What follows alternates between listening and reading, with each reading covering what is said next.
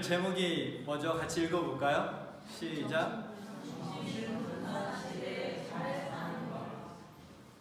정신 분산 시대에 살고 있나요?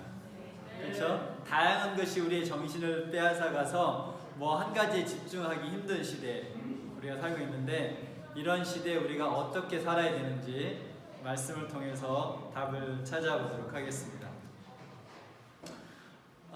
여러분도 혹시 이런 경험 해보셨나요? 뭔가 하려고 핸드폰을 들거나 이런 패드 종류나 아니면 컴퓨터를 켰는데 갑자기 딴 것이 마음속에 들어와서 그걸 열심히 하다가 한 10분, 때때로는 막 1시간씩 지난 다음에 내가 뭐 하려고 그랬지? 근데 생각이 안 나요. 왜 내가 지금 핸드폰을 들었는지, 왜 컴퓨터를 켰는지 생각이 안 나는 경험 해보신 적 있나요? 이렇게? 그쵸? 왜 그런 일이 벌어졌나요? 내가 하려고 하는 일이 있었는데 뭔가 나의 정신을 분산시켜서 그쪽으로 빼앗긴 거죠. 그쵸?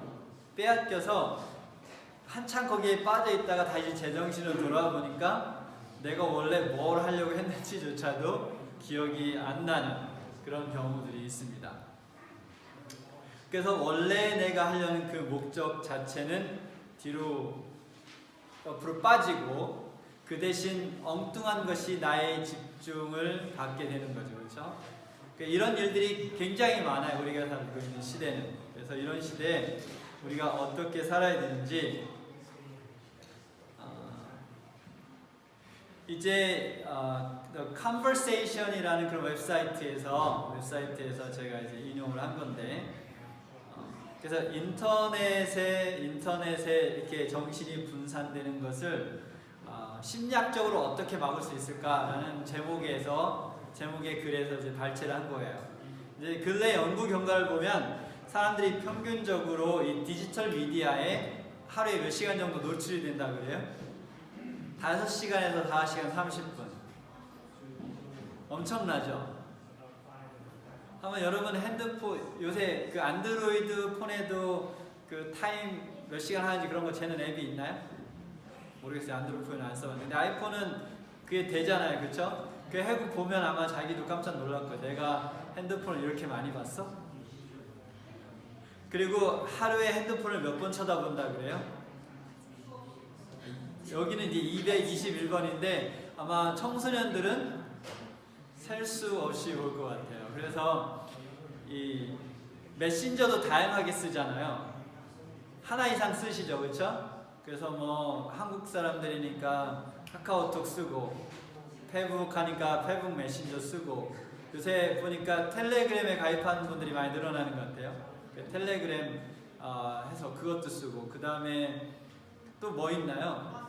왓츠앱도 쓰고, 인스타. 그래서 그 폰이 가만히 있는데도 어떻게 돼요? 뭐가 뜨는 거예요?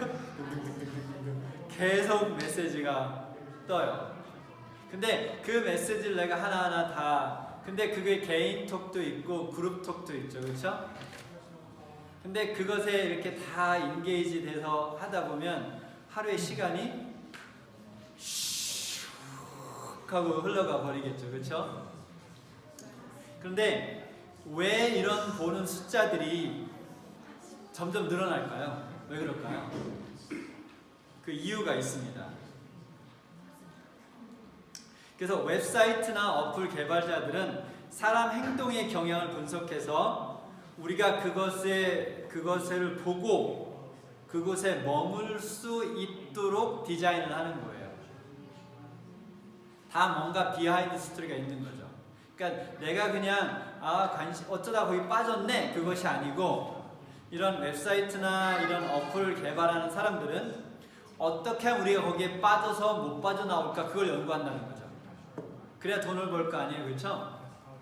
근데 우리는 그냥 그 사람들의 사업 수단에 빠져서 그냥 나도 모르게 줄줄줄 흘러가다가 세월만 가는 거죠.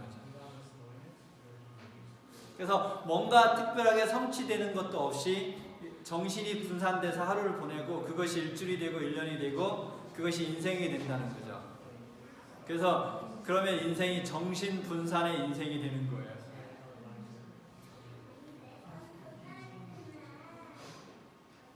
그래서 개발자들은 사용자들의 습관을 만들어가는 방법에 투자하고 있어요. 그래서 이 사람들이 그런 행동 패턴이나 그런 그 빠지는 패턴을 연구하고 그곳에 투자하는 거죠. 그래서 그것을 이제 만들어 놓으면 우리가 그곳에 오랫동안 집중해서 빠져나오지 못하게 하는 것. 그것이 개발자들의 목표라는 거죠. 그렇겠죠? 그러니까 좋은 의도로 이 콘텐츠가 너무 좋아, 사람들에게 보여주고 싶어 이래서 웹사이트를 만드는 것이 아니라 대부분의 웹사이트나 이런 앱들은 우리가 거기에 정신이 팔려서 빠져들어가서 오래 머물러서 그 사람들이 돈을 버는 것이 목적이에요. 그러니까 여러분 좋은 일 하는 거죠, 그렇죠? 많은 사람들이 앱 개발자들이나 이 웹사이트 개발자들이 돈을 잘 벌 수 있도록 도와주는 굉장히 선한 일을 여러분 하고 계십니다. 축하합니다. 잘 살고 계신 거예요, 그렇죠?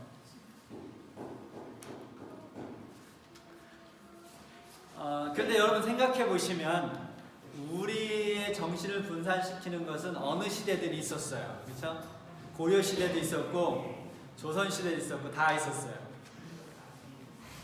그래서 조선 시대에도 어떤 글들에 보면 그런 요즘 젊은이들이 뭐 예의가 없다 뭐 이제 그런 글들도 있어요.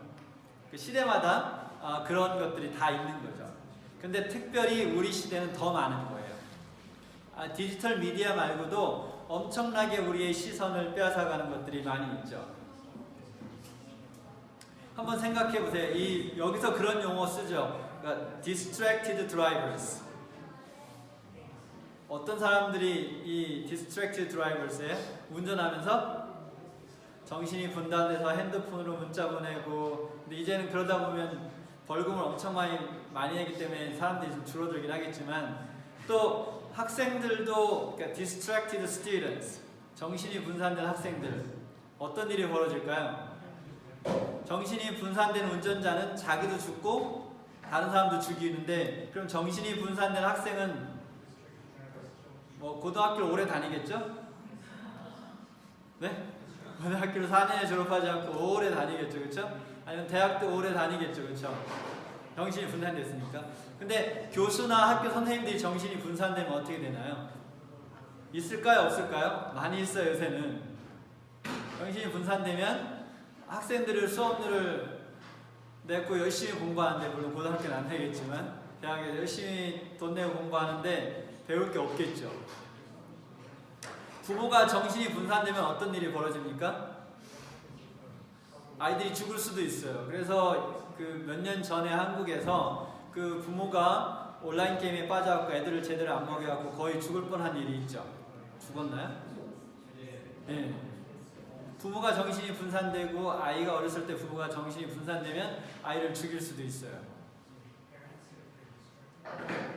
그러면 정치가들이 정신이 분산되면 어떻게 되나요? 나라가 망하겠죠, 그렇죠? 그러면 크리스찬들이 정신이 분산되면 어떻게 될까요? 교회가 망하나요? 목사들이 정신이 분산되면 어떻게 될까요? 성도들이 망해요? 그런데 이런 정신 분산은 누구에게도 있을 수 있지만, 책임이 높은 사람일수록 이 정신 분산이 오면 그것이 끼치는 영향은 더욱더 커지죠. 한 회사를 운영하고 있는 CEO가 정신이 분산되면 그곳에 일하는 사람은 다 굶어 죽게 만드는 거죠, 그렇죠? 그래서 이 정신 분산은 개인의 삶에 엄청난 손실을 가져오게 하고, 또 한 가정에, 또 한 사회에 엄청난 손실을 가져오게 합니다. 또한 이것이 크리스찬이란 영원한 입장에서 봤을 때는 영혼을 잃어버리는 그런 큰 손실을 가져올 수 있는 것이 이 정신이 분산되는 거죠. 그렇다면 오늘 이 주어진 이 누가복음 10장의 마르다와 마리아 그리고 예수님의 그 대화 속에서 우리가 이것을 어떻게 극복해야 할지 그 답을 한번 찾아보도록 하겠습니다. 예수님께서 마르다에게 이게 우리말로 뭐라고 되어 있나요?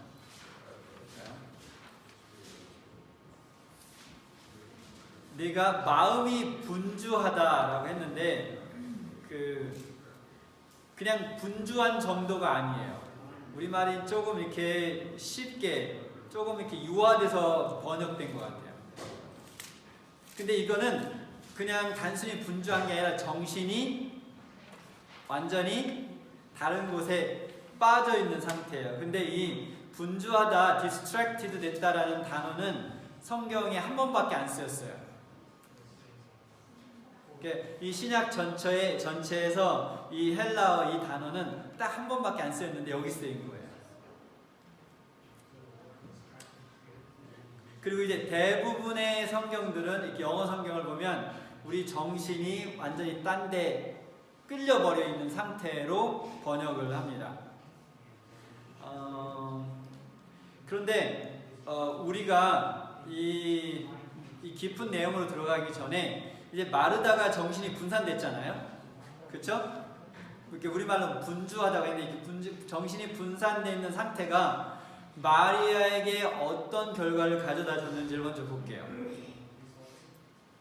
네, 한국어는 버전이 제가 영어로만 일단 봤는데 여기 있는 단어들은 대부분 이해하실 거예요. 제가 보면 걱정하고 근심하고, 그렇죠? 정신이 분산된 상태가 마르다에게 갖다 준 어떤 지금 이 마음의 상태를 표시하고 있어요. 안달이 났어요. 그리고 걱정하고 마음이 동요되고 불안하고 걱정하고 화가 나고 또 소란스럽고 이 상태가 지금 마리아가 정신이 분산돼서 일어난 결과예요. 보셨죠? 그렇죠? 이 결과를 우리가 왜 정신분산이 안 좋은지 마르다를 통해서도 볼 수 있습니다. 그러면 이러한 백그라운드를 두고 한번 이야기 쓰고 들어가 볼게요. 우리 이제 성경 공부에서 읽었지만 어느 날 예수님과 예수님의 제자들이 어느 마을에 들어갔다가 누구의 집에 들어갑니까? 마르다의 집에 들어가요. 근데 지금 이러한 모습들은 1세기의 이스라엘의 1세기에서는 굉장히 흔한 모습이었어요. 그래서 여기에 지금 예수님은 누구 중에 한 명으로 이제 표현할 수 있냐면 그 당시에 이제 여기 제가 설교할 때 한 말씀드렸던 것 같은데 그 당시에 선생님을 뭐라고 불렀어요? 랍비라고 불렀어요. 지금 우리는 학교에 선생님들이 계시잖아요. 그래서 학교에 가서 선생님한테 배우는데 이 당시는 랍비 한 명이 학교였어요. 랍비 한 명이 그냥 학교예요, 그 사람이. 그러니까 예수님이 랍비라고 한다면 그 스쿨 오브 지저스인 거죠. 예수님의 학교인 거죠. 그래서 근데 그냥 학교 건물이 있었던 것이 아니라 이동 도서관처럼 이동 학교예요. 그래서 이 학교 자체가 움직여요. 그래서 어느 마을에 가서 어느 집에 가면 그 사람이 이렇게 그 사람을 받아들이면 거기에 모이고 사람들이 거기에 모여서 그 선생님한테 배우는 거였죠. 그래서 이렇게 학교가 이동해서 어느 집에 가서 그 밑에서 이렇게 수업을 듣고 공부하는 것은 1세기에 굉장히 자연스러운 풍경 중에 하나였습니다.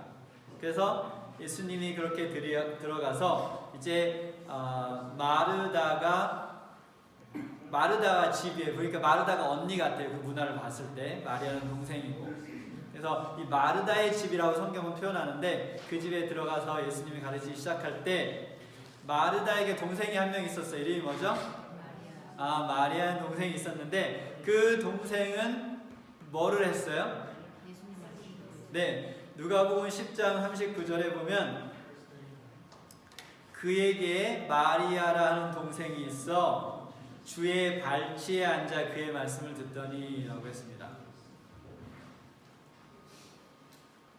오늘은 그 영어 코테이션을 저도 죄송한데 제가 이렇게 설명을 할게요.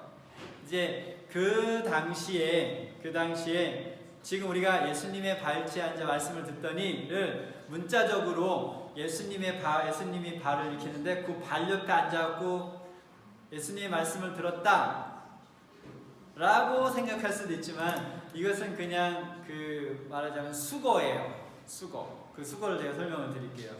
그래서 그 당시에 선생님이 이렇게 랍비가 집에 들어가면 이렇게 두꺼운 소파에 두꺼운 이 방석에 이렇게 앉아서 가르치든지 아니면 의자에 앉아서 가르쳤어요. 이것은 동양의 선생님들의 문화 같아요. 그래서 불교에서도 보면 이렇게 가르친 선생님이 딱 이렇게 앉아 있고 그 제자들이 이렇게 주변에 앉아 있죠, 그렇죠? 동양이 가르치는 문화인데, 그래서 그 발 아래 앉았다라는 표현은 뭐냐면 그 랍비의 학생이다라는 뜻이에요. 그 랍비의 학생이다. 그 다른 말로 하면 우리가 이 성경에 익숙한 용어로 하면 그 랍비의 제자들인 거죠. 예수님의 발 아래 앉았다라는 그 표현은 마리아가 예수님의 제자 중에 한 명이었다. 그래서 예수님에게 제자 훈련을 받고 있었다라고 해석할 수 있는 거죠. 그 바울의 선생님이 누구예요? 가말리엘, 그렇죠? 가말리엘. 그래서 이 사도행전 22장 3절에 보면 가말리엘의 문화에서 우리말은 번역을 하는데 영어로 보면 at the feet of 가말리엘이라고 되어 있어요. 그러니까 가말리엘의 어디에서? 발치에서. 그 말이 결국은 아까 누가복음 10장에 나오는 것처럼 바울이 누구의 제자였다? 가말리엘의 제자였다라는 것이 그런 뜻이라는 거죠.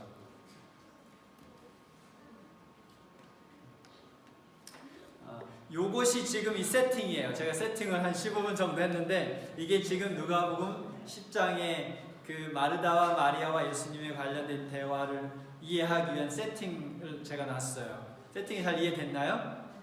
그렇죠? 그 당시에 이것은 흔한 문화였고 그래서 랍비가 다른 집으로 이동을 했고 그것을 마르다가 받아들였고 마리아가 예수님 발치에 앉아서 말씀을 들었다는 말은 예수님의 제자 중에 한 명으로 제자 훈련을 받고 있었다라는 것으로 이해하면 되겠습니다. 그래서 마리아가 다른 12제자들처럼 같이 다른 곳으로 이동하며 훈련을 받진 않았지만 적어도 이 표현을 봤을 때 예수님의 제자 중에 한 명이었다는 사실을 알 수 있어요. 근데 이걸 보면 또 뭘 알 수 있어요? 지금 이 예수님께서 마르다의 집에 간 것이 처음인 것 같아요? 아닌 것 같아요? 아니죠, 그렇죠? 상황을 보면 처음 간 게 아니에요. 이미 마리아가 예수님의 제자로서 훈련을 받고 있다면 거기에 굉장히 자주 가는 거죠. 이때 마르다는 무엇을 하고 있었습니까? 이 마리아가 예수님의 제자로 훈련을 받고 있을 때 마르다는 무엇을 하고 있나요? 이것을 40절에 보면 오늘은 이제 영어로 하는 것이 영어 버전이 우리에게 더 잘 상황을 설명해 줘서 영어로 써놨어요. 근데 이게 그러나라고 하면 뭔가 지금 상황이 대치되는 거죠. 누가 대치되는 거예요? 마리아의 상황과 지금 대치되는 마르다의 상황을 이야기하고 있어요. 그렇죠? 마리아는 뭐 하고 있었는데 열심히 제자 훈련을 받고 있었는데 그러나 마르다는 근데 이렇게 하면 어떤 게 긍정이고 어떤 게 부정 같아요? 마리아가 긍정이고 마르다의 상황이 부정적인 상황인 것을 우리가 알 수 있어요. 근데 이 뉴 킹 제임스 버전에 보면 뭔가 이렇게 서빙이라는 것이 여기는 이제 음식을 뭔가 준비하기 위해서 굉장히 정신이 분산되어 있는 상태였다. 그런데 이제 CJB의 버전에 보면 할 일을 마무리하기 위해서 굉장히 바쁜 상태에 있었다라고 하고 NIV 버전에 보면 뭔가 일을 끝마치기 위해서 준비하는 일에 정신이 분산되어 있었다. 그리고 킹 제임스 버전에 보면 너무 할 일이 많아서 괴로워하고 있었다. 이게 지금 그 마르다의 상황을 성경이 그렇게 설명하고 있어요. 근데 우리가 이 한 가지 좀 잘못된 이해를 고치고 넘어갈 필요가 있는데, 여기 성경절을 잘못 인용하고 잘못 오해하는 게 있어요. 그게 뭐냐면, 이걸 보고 우리는 사실은 마르다가 더 필요해, 교회에서. 그런 말 하잖아요. 왜요? 교회에 일할 사람이 없어. 야, 누구는 앉아서 안 듣고 싶은 줄 알아? 근데 누군가 일을 해야 밥을 먹지? 그쵸? 누군가 일을 해야 교회도 깨끗해지고, 앉아갖고 그냥 아멘 아멘만 하면 뭐가 나오나? 그쵸? 네, 이래서 우리는 마르다도 필요해. 예수님께서 마르다를 나무란 것이 아니야. 뭐 이렇게 상황을 잘못 보. 근데 지금 우리가 다 공부하고 나면 알겠지만, 여기에 지금 이 성경이 여기에 기록된 이유는 그 마르다가 중요하다, 마리아가 중요하다, 그것을 비교하고 어느 것이 더 중요한 것을 결정하기 위해 쓰여진 게 아니라는 거죠. 그러니까 out of context예요. 그러니까 문맥 밖으로 우리가 적용하는 거예요. 그러니까 이거는, 근데 마르다가 예수님과 예수님의 제자들을 초청하고 자기 집을 개방하고 음식을 제공하고 한 것은 굉장히 잘한 거죠. 그리고 성경은 그것을 권유하고 있어요. 잘 섬기라고, 그쵸? 성경은 그것을 권유하고 있습니다. 그것은 굉장히 잘한 거예요. 그런데 여기 이제 문제점들이 발생하는데, 그게 뭐냐면, 마르다가 그 일을 하면서 행복했어요? 안 행복했어요? 안 행복했어요. 그렇죠? 그냥 단순히 행복하지 않은 게 아니라 불행했어요. 그리고 괴로웠어요. 마음이 힘들었어요. 화도 났어요. 뭐 하면서? 좋은 일을 하면서.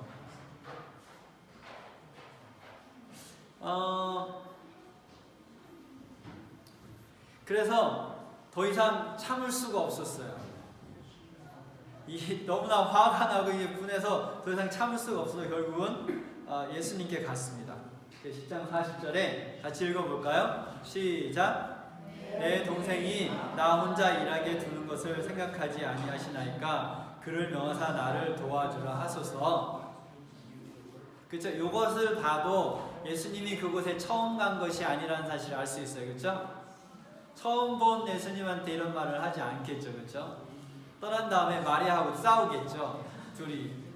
야, 나는 거기 안 앉고 싶었는 줄 알아? 그 일을 해야 될 거 아니야. 먼저 이러면서 둘이 싸웠겠죠. 근데 이런 걸 보면 예수님하고 이미 친분 관계가 있어요. 마르다도. 그런데 여기에 distracted. 근데 여기서 이제 성경이 distracted라는 분주란 단어를 썼잖아요. 분주란 말은 지금 여기 상황이 좀 이 단어 적용이 선택이 좀 좋지 않아요. 그래서 distracted라는 단어 이제 정신이 분산됐다, distracted 됐다라는 단어를 썼어요. 성경이. 그러면 우리가 논리적으로 생각해보면 뭐를 생각해볼 수 있어요? 뭐를 생각해볼 수 있어요? 지금 성경 기자가 마르다가 하는 행동이 하고 있는 일이 그 시간에 할 일이라고 생각한 거예요? 아니면 그 시간에 할 일이 아니라고 생각한 거예요? 그렇죠. 할 일이 아니기 때문에 제가 시작할 때 말씀드렸잖아요. 내가 할 일은 있는데 그 할 일을 안 하고 다른 것으로 정신이 분산되면 그것이 정신이 빼앗긴 거잖아요. 할 일은 여기 있고.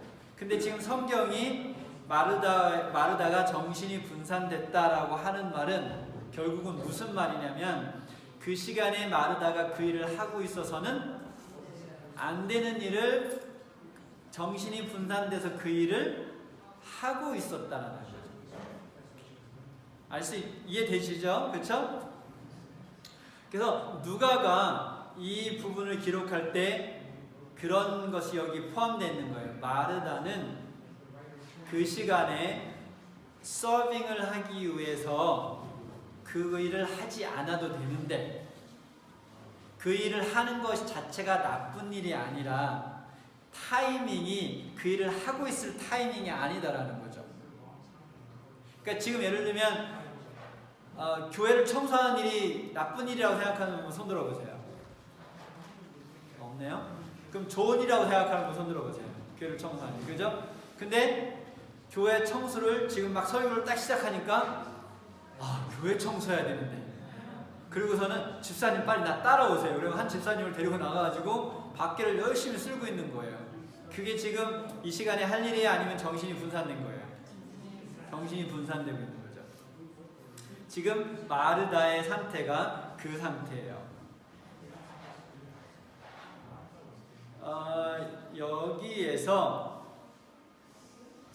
아까 서빙이란 단어를 썼잖아요.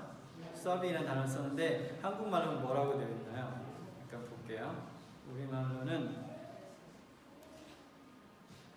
동생이 발치 앉아 그의 말씀을 듣되 마르다는 준비하는 일이 많아 마음이 분주하는지라. 이제 한국말로는 준비하는 일이 많아라고 되어 있어요. 근데 영어로는 이 단어의 원래 이 원의 헬라어의 단어의 뜻을 보면 무슨 뜻이냐면 ministry예요. ministry. ministry가 뭡니까? ministry가 뭐예요?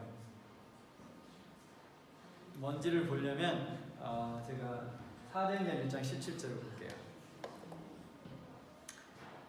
이 ministry라고 하는 것이 그 단어가 성경에 한 30 몇 번 쓰였어요.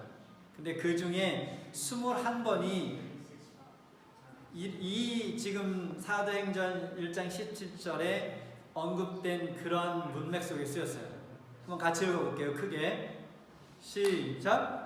이 사람은 본래 우리 수 가운데 참여하여 이 직무의 한 부분을 맡았던 자라. 그래서 지금 마띠아 이야기를 하고 있어요. 가룟 유다가 죽은 다음에 사도행전 1장에 보면 그 가룟 유다의 자리를 차지하기 위해서 제비뽑기를 하죠. 그래서 마띠아가 뽑혀요. 그래서 여기서 이 직무라는 것은 뭐냐면 12제자가 해야 하는 일이에요. 이 직무는 결국은 뭐냐면 모든 그리스도인들이 해야 할 일이죠. 그렇다면 이 마르다가 하고 있었던 일은 당연히 해야 될 일이었어요. 그것은 꼭 해야 되는 일이었고, 예를 들면 저기에 있는 거예요. job description에. 어디에 있어요? 예, job description에 있는 거예요. 해야 될 일. 그 해야 될 일을 하는데 성경은 그가 정신이 분산됐다고 했어요. 근데 우리 교회에도 미니스트리가 많이 있습니까? 여기 우리 교회란 말은 우리 재림교회, 뭐 여성전도회, 남성전도회, 어린이 선교회, 뭐 청년 선교회, 학생 선교회, 건강전도부, 뭐 도르가, 또 뭐 있나요? 엄청 많죠. 근데 제가 근데 이 교회를 이렇게 돌다 보니까 어떤 것을 제가 봤냐면, 합회나 연합회나 이런 데서 이제 어떤 미니스트리를 강조하죠, 그렇죠? 미니스트리를 강조하는데 그것이 100명 미만의 교회일 때는 교회를 피곤하고 힘들게 만들어요. 왜 그럴까요? 100명 미만의 교회면 실질적으로 그런 미니스트리에 액티브하게 참여하는 사람들이 몇 명 정도 될까요? 20명, 많으면 20명에서 30명 정도 되거든요. 그럼 20, 30명이 그걸 다 참여하는 거예요. 뭐예요? 정신이 분산돼서 1년이 지나고 나면 별로 한글은 없는데 바쁘기는 엄청 바쁘고 몸과 마음은 엄청 피곤하고, 그래서 그 다음 선거 때 되면 나 안 할래요. 이렇게 되는 거예요. 그게 누구의 지금 상태예요? 마르다의 상태인 거죠. 마르다의. 그러면 예수님의 해답은 뭐였어요? 한 가지만이나 족하니라 라고 했는데, 여기도 이 부분이 한글 성경의 번역이 좀 안타까워요. 근데 이 전체적인 이 영어 성경이나 그 원어를 봤을 때는 간단해요. 그냥 여러 가지 중에 그냥 하나만 하면 돼. 그게 아니고 몇 가지? One thing is needed. 그랬어요. One thing is needed. 한 가지면 돼. 한 가지면 돼. 근데 이 한 가지가 뭔가요?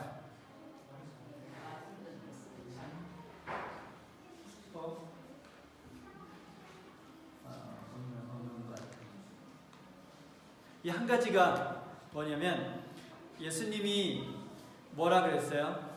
한 가지면 족한데 마리아는 무엇을 선택했다고 본 거예요? 그 한 가지를 선택했어요. 그럼 마리아가 뭐 하고 있었습니까? 아니요, 정확하게 성경에 보면 마리아가 뭐 하고 있었어요? 누구의? 예수님의 발치에 앉아서 말씀을 듣고 있었어요. 근데 이게 무슨 뜻이라고 했어요? 벌써 잊어버렸어요? 네, 예수님의 제자로서 훈련을 받고 있다 그랬죠. 그렇다면 이제 다음 질문이 나오는 거예요. 그렇다면 지금 예수님이 어디 계세요? 아니 지금 여기 2019년 11월 2일에 예수님이 어디 계세요? 네? 아, 예수님이 물리적으로는 하늘 성수 지성소에 계시죠, 그렇죠? 그렇다면 우리가 예수님의 발치에 어떻게 앉아요? 네? 예수님의 발치에 어떻게 앉을 수 있을까? 근데 이것을 우리가 이 읽은 그 10장의 요 부분을 앞뒤 문맥을 살펴보면 중요한 세 가지가 나와요. 그래서 요 세 가지를 말하기 전에 우리가 성경을 볼 때 하지 말아야 될 것 중에 하나를 제가 설명을 드릴게요. 성경 안에 성경책이 몇 권 있어요? 다 같이 몇 권? 네, 66권이 있죠. 그렇죠? 근데 66권이 왜 66권이라 그래요? 각자 다른 책이기 때문에. 그래서 성경을 한 절 보는 것도 좋지만 그렇게 봐서는 그 성경을 이해할 수가 없어요. 여러분 책을 사가지고 서점에 가서 책을 사가지고 하루에 한 문장씩 읽어보세요. 아니면 하루에 한 페이지씩 읽어보세요. 나중에 그 책 다 읽으면 그 책 내용이 뭔지 알까요? 알 수가 없어요. 그래서 만약에 우리가 누가복음이다 그러면 우리가 한 가지 먼저 생각해야 되는 게 뭐냐면 누가복음은 누가복음이라는 책 한 권이다 라는 개념이 머릿속에 있어야 돼요. 그래야 그것의 흐름을 통해서 책 전체를 이해할 수 있는, 책을 그 저자가 쓸 때 어떤 것을 어디에 두고 하는 목적들이 있겠죠. 그쵸? 첫 페이지부터 마지막 쪽까지 누가도 그리고 다른 65권도 다 그런 목적으로 쓰였어요. 그래서 책을 첫 페이지부터 끝까지 쭉 읽으면서 그 저자가 어떤 의도로 그걸 썼는지 그것을 이해하는 것이 중요하고, 두 번째는 원래 성경에는 장절이 없어요. 알고 계시죠? 장절이 없어요. 근데 이것은 어떤 우리가 이해하기 쉽게 하기 위해서 장절을 붙여놓은 거죠. 그래서 우리가 문맥을 볼 때 우리가 10장을 봤잖아요. 근데 10장이라는 그 문맥 그 속에 딱 빠져서 갇혀버리면 그 10장 바로 11장에 나오는 거나 9장에 나오는 것의 흐름을 알 수가 없어요. 그래서 우리가 성경을 읽을 때는 장절에 얽매이면 성경을 제대로 이해하지 못한다는 거죠. 네, 두 가지 그 오해를 풀고, 그래서 10장과 11장을 보면 세 가지 중요한 게 나옵니다. 그래서 뭐가 나오냐면 예수님께서 70인의 제자를 보내는 이야기가 나와요. 그들을 훈련시켜서 제자를 실습을 보내죠. 그래서 성공적으로 그 전도를 하고 돌아오는 이야기가 나오고, 또 두 번째로 유명한 이야기가 나와요. 어떤 이야기가 나옵니까? 선한 사마리아인 이야기가 여기에 나와요. 그래서 누가 우리의 이웃입니까? 힘들고 어려운 상황에 놓여있는 사람을 도와주는 사람이 이웃이에요. 그래서 지금 어떤 사람이 아프리카에서 굶어 죽어가고 있는데 내가 $10를 그쪽에 보내면 누가 그 사람의 이웃이에요? 그 $10를 보낸 이 멀리 천리 만리 떨어져 있는 내가 이웃인 거죠. 그리고 세 번째는 뭐가 나오냐면 예수님께서 제자들에게 기도를 어떻게 하는 주기도문을 가르쳐 준 것이 나와요. 10장, 11장에 그 세 가지가 나옵니다. 근데 그 세 가지를 보면 뭐의 요소예요? 그리스도인의 가장 기본적인 요소 세 가지가 거기에 나와요. 첫 번째 뭡니까? 기도, 말씀 생활. 그렇죠? 개인적으로 기도하고 하나님의 말씀을 묵상하는 것이 가장 중요한 것 중에 하나죠. 그렇죠? 그것을 그러니까 우리가 영적인 음식과 영적인 호흡을 하지 않으면 영적으로 죽죠. 그래서 그거는 기본이에요. 근데 우리가 영적 기도하고 말씀을 보면 뭐가 채워집니까? 영적 양식이 채워지죠. 근데 하나님께서 우리에게 영적 양식을 주실 때 우리만 먹고 배부르라고 줄까요? 아니면 다른 사람에게 나누라고 줄까요? 나누라고 주는 거죠. 그래서 하나님께서 우리에게 주시는 거는 아내와 남편 말고는 다 나누는 거예요. 네? 다 나누라고 주는 거예요. 나 먹고 먹고 잘 살라고 준 게 아니고 나도 먹고 나누라고. 뭐든지 누구하고 누구 말고는 아내와 남편 말고는 다 나누라고 하나님께서 주시는 거예요. 그래서 그 말씀을 우리가 먹었으면 어떻게 해야 됩니까? 다른 사람에게 그 말씀을 나누는 일을 해야 되죠. 그것을 전문적인 용어로 하면 전도한다고 그러죠. 그렇죠? 그래서 하나님의 말씀을 나누는 일을 해요. 근데 말씀을 나누다가 보면 어떤 사람들이 보입니까? 우리의 도움이 필요한 이웃들이 보이겠죠. 그러면 그 이웃들에게 하나님께서 주신 물질적인 것을 또 건강을, 시간을 나눠서 그 사람들을 도와주는 일, 이 세 가지가 지금 이 문맥 속에서 살펴봤을 때 우리가 지금 할 수 있는 예수님이 말씀하신 한 가지, one thing is needed. 그거예요. 그 세 가지가. 그리고 그것이 그리스도인의 삶이고 그것이 제자의 삶인 거죠. 그런데 한 개인이, 교회가 이 one thing을 하지 않고 다른 것이 정신이 분산되면 괴롭고 피곤하고 힘들고 어렵고 성취되는 것은 없다라는 거죠. 여러분 이제 그럼 어떻게 살아야 되겠습니까?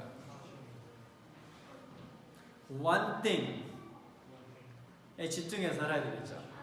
그래서 두 가지를 적용을 하고 마치겠습니다. 먼저는 여러분의 개인적인 삶에 적용해 보세요.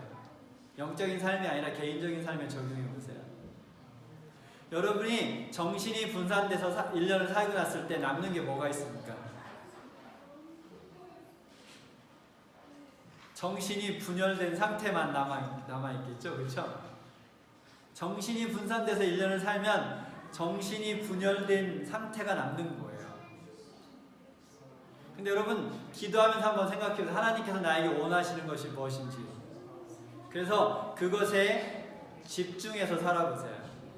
우리 학생들은 공부할 땐 핸드폰을 끄고 해보세요. 띵띵띵띵띵띵띵 메시지가 울리고 있는데 공부가 된대요. 근데 된대요. 그렇죠? 된다는데 우리의 정신은 이 속은 정신은 괴로워하고 있어요. 느끼든지 말든지 정신이 괴로워하고 있는 건 사실인 거죠.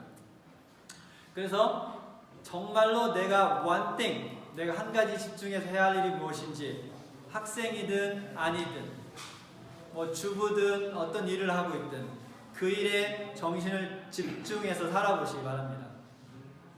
그러면 1년 후에 어떤 열매가 맺히는지 보세요. 어떤 열매가 맺히든 정신분열이라는 열매보다는 훨씬 나을 것 같아요. 그렇죠? 네. 그래서 그 one thing에 집중할 수 있는 삶을 사시고, 두 번째는 그리스도인으로서의 그 one thing is needed, 그 삶을 시작해 보시기 바랍니다. 그것이 여러분의 삶을, 여러분의 가족의 삶을, 우리가 속한 이 교회 공동체의 삶을 어떻게 바꾸는지. 다윗이 여호와께 바라는 한 가지 일이 있었어요. 한번 같이 읽어보겠습니다. 시작.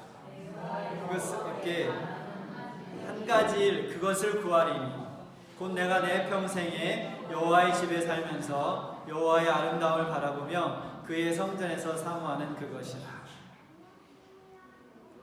여러분에게 필요한 그 한 가지를 이 세상의 여러 가지의 정신을 빼앗기지 마시고 그 한 가지를 함으로써 여러분의 영적인 삶에 아름다운 열매들이 맺히길 바라면서 말씀을 마치겠습니다.